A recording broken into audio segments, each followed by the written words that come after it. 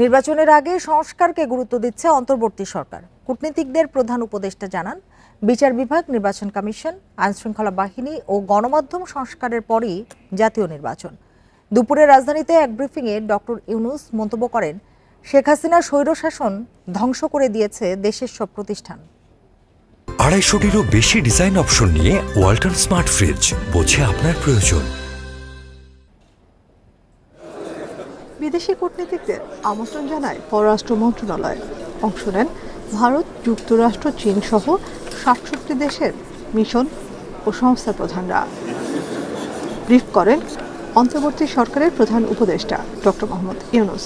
বলেন, গণতন্ত্র প্রতিষ্ঠায় বাংলাদেশের এত শিক্ষার্থীর আত্মত্যাগ নজিরবিহীন।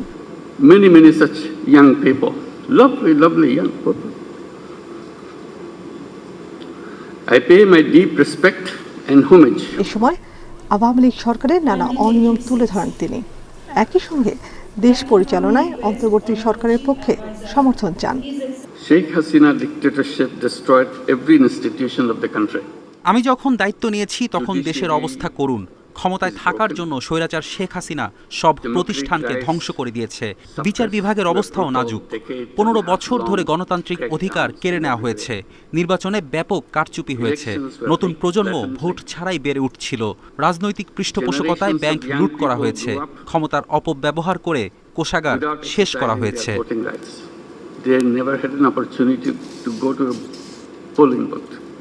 পরে সাংবাদিকদের প্রধান উপদেষ্টার প্রেস সচিব জানান, বিদেশি কূটনীতিকদের কাছে অন্তর্বর্তী সরকারের অগ্রাধিকার বিষয়গুলো তুলে ধরা হয়েছে। নির্বাচনের আগে রাষ্ট্রের সংস্কারকে গুরুত্ব দেওয়া হচ্ছে।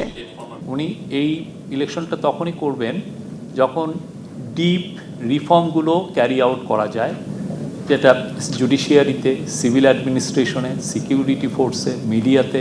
আপনারা তো দেখেছেন যে গত 15 বছর আপনাদের অনেক কিছু রিপ্রেসিভ ল হয়েছে।